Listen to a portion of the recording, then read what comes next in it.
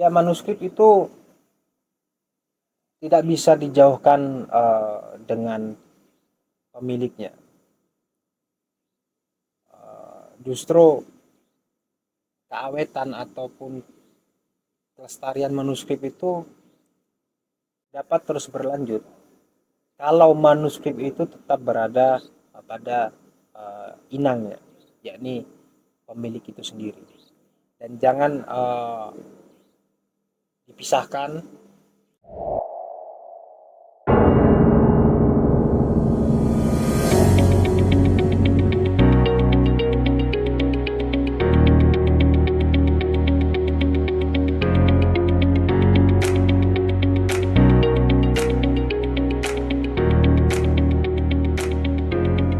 Filologi itu adalah sebuah ilmu yang pelajari terkait naskah-naskah atau tulisan-tulisan kuno yang memuat beragam ilmu pengetahuan seperti cara pengobatan tradisional di masa lampau, dan juga mengenai budaya, sejarah, bahkan ilmu-ilmu keagamaan biasanya ditemukan di dalam naskah kuno tersebut.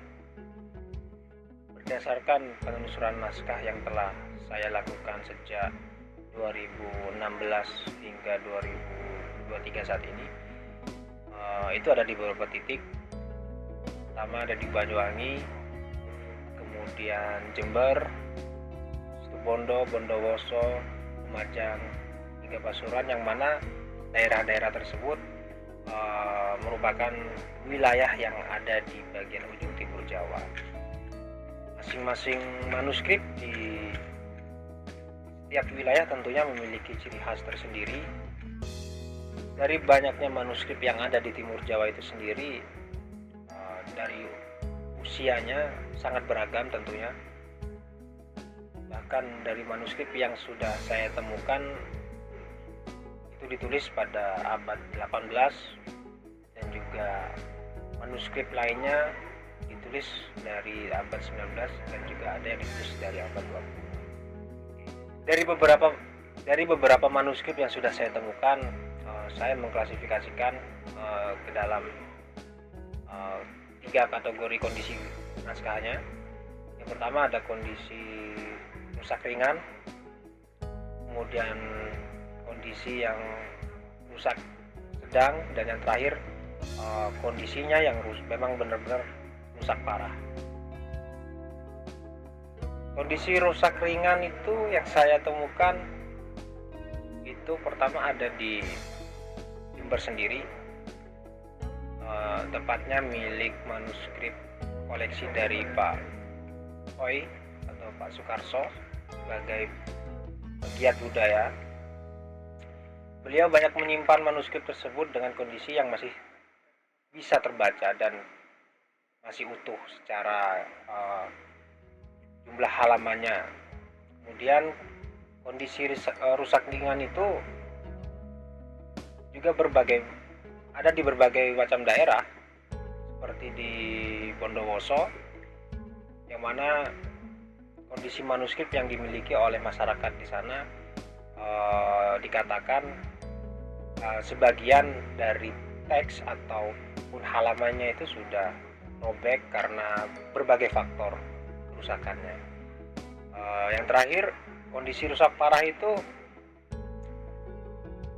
juga terdapat di Jember, yang mana manuskrip Al-Quran, karena kondisi manuskrip itu sudah tercerai-berai dari jilitannya.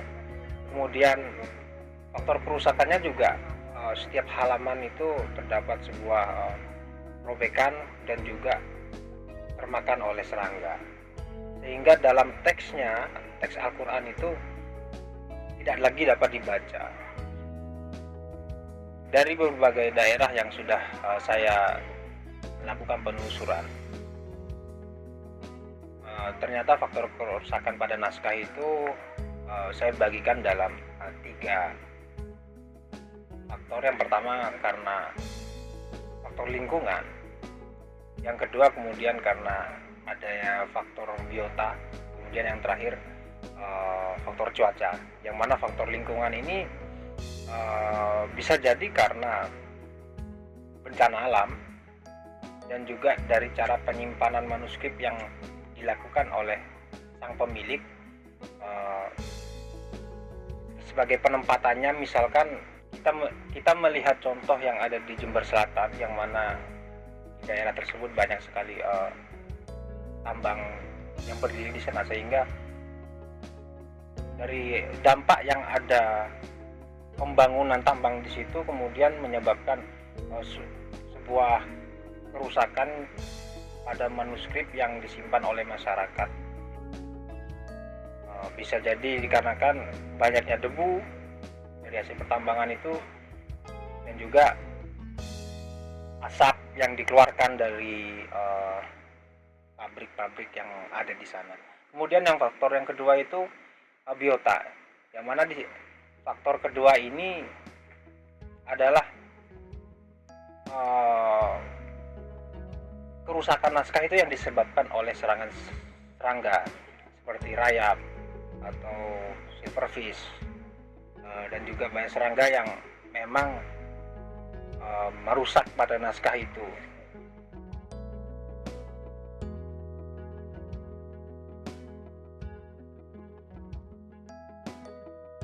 Kemudian yang terakhir adalah faktor cuaca.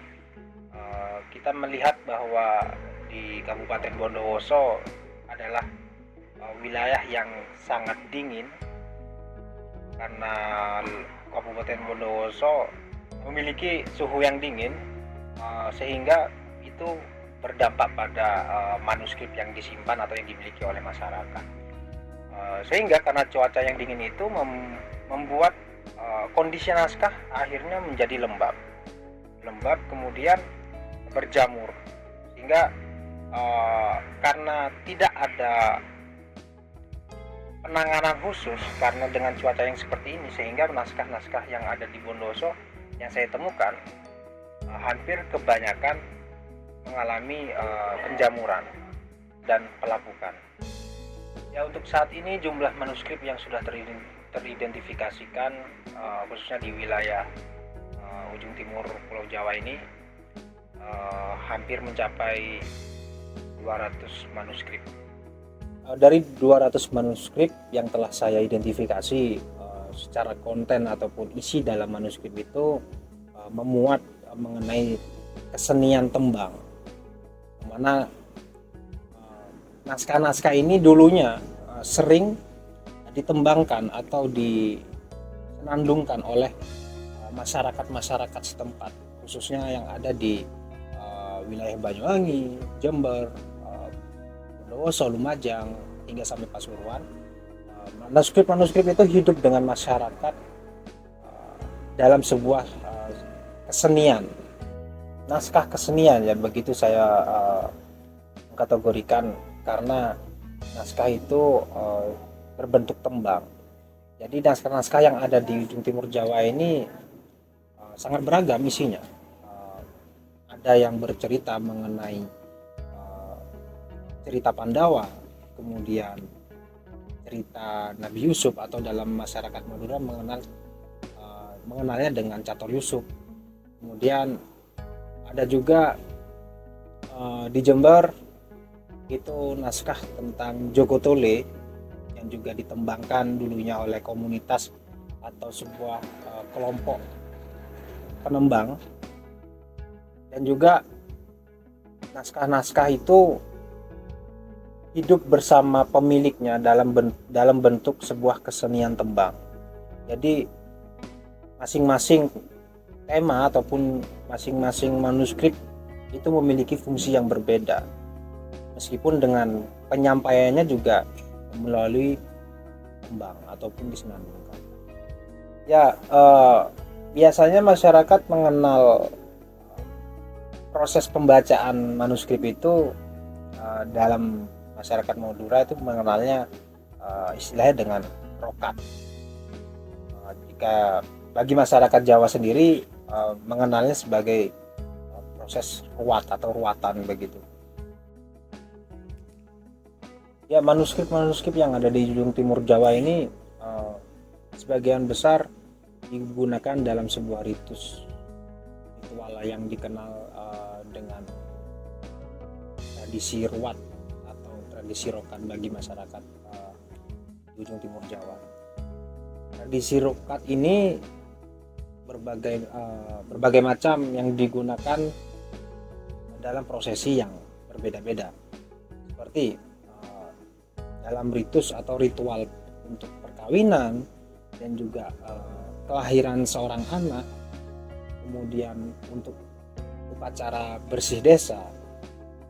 Mereka menggunakan manuskrip-manuskrip yang ditembangkan sebagai wujud untuk meminta keselamatan agar terjauhkan dari musibah yang akan diterima. Mereka menganggap manuskrip ini sebagai pedoman hidup mereka, karena kita melihat tradisi itu hidup bersamaan dan juga tumbuh berkembang dengan masyarakat setempat. Itu semua adalah manuskrip yang ada di masyarakat tertentu, tetapi juga ada manuskrip yang menjadi koleksi di pondok pesantren.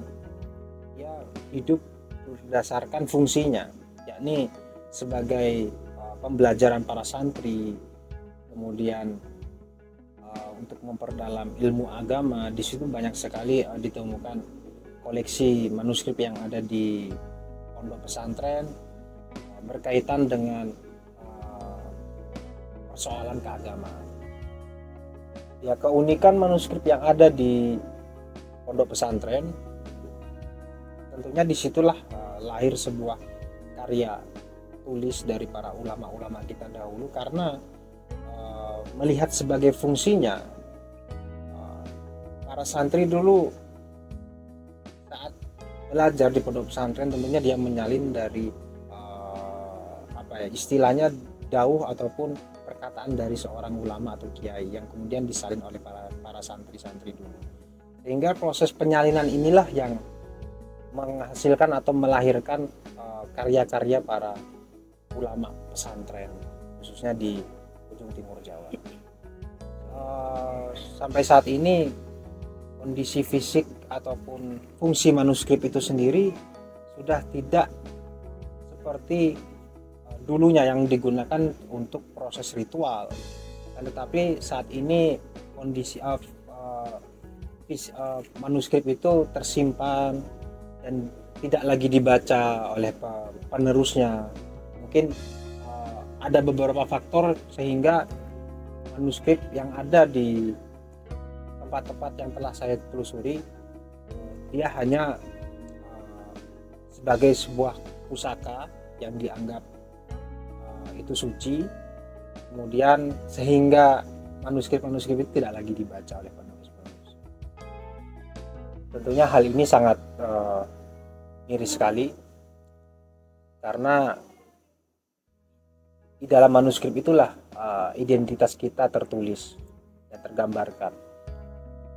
Bagaimana jika kita tidak mengetahui isi dari manuskrip itu, tentunya kita akan mengalami sebuah krisis dalam identitas kita sebagai masyarakat Indonesia, sehingga budaya-budaya luar itu sangat mudah kita mengadopsinya, padahal identitas kita itu tertuang di dalam manuskrip tersebut.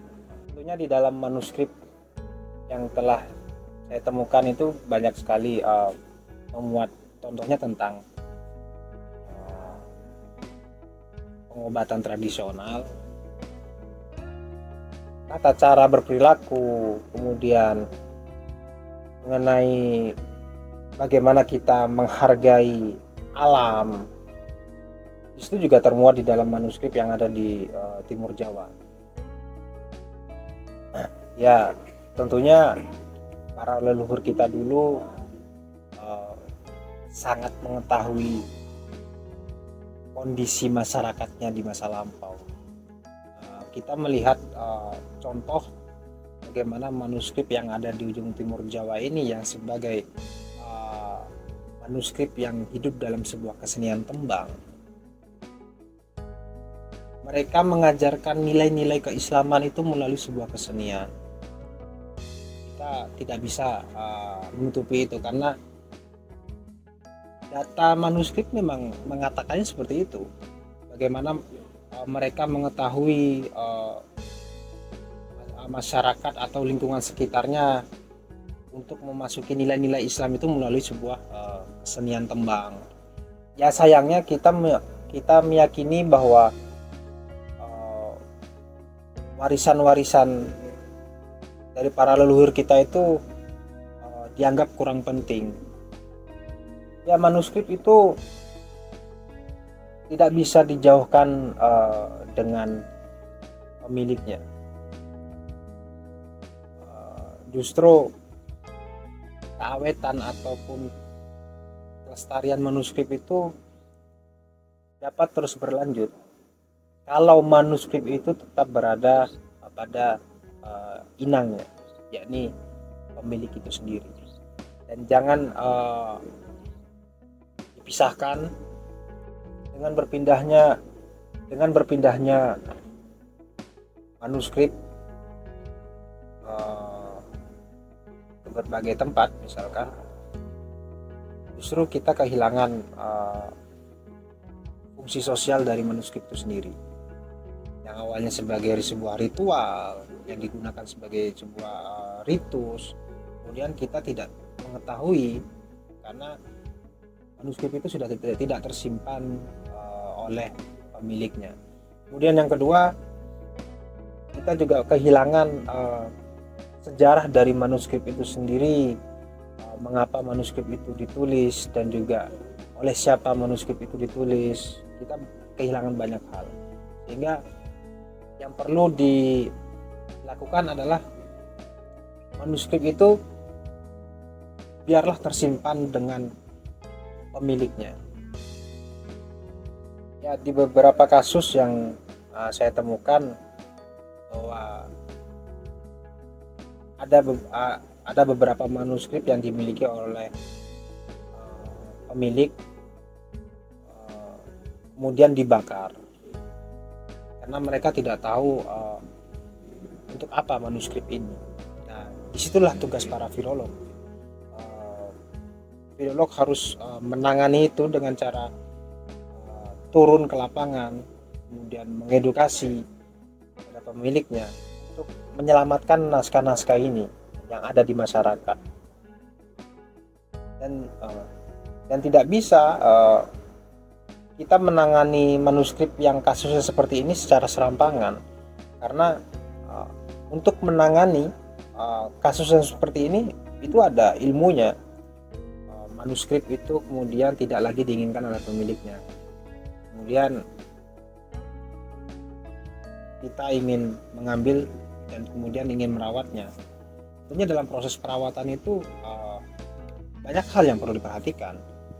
Misal kita ingin membersihkan debu-debu yang ada di dalam naskah, itu ada standarnya untuk melakukan itu. Kita harus menggunakan sarung tangan, kemudian masker, karena itu benda yang memang sudah usianya ratusan tahun, dan ini ada kaitannya dengan unsur kimia yang sangat berbahaya. Proses metadata, pengecekan ulang, baik dari isi maupun secara fisiknya. Ketika proses identifikasi ini telah dilakukan, maka selanjutnya adalah kita perlu melakukan semacam surat menyurat, baik antara pemilik dan juga pewaris. Misal naskah yang ada di masyarakat ini ingin diberikan kepada lembaga yang memang tugasnya menjaga benda cagar budaya ini, semisal seperti arsip daerah ataupun perpustakaan daerah atau lembaga perguruan tinggi yang memang memiliki ilmu tersebut. Kita perlu melakukan secara prosedur secara tertulis baik dari para pemilik dan juga pewaris itu. Agar apa? Agar manuskrip ini tetap utuh dari sisi sejarahnya dan juga dari fungsi sosialnya. Pendapat saya mengenai manuskrip yang ada di Timur Jawa ini tidak hanya menceritakan cerita yang ada di masa lalu, tetapi bagaimana manuskrip ini mampu menjawab persoalan-persoalan yang akan datang.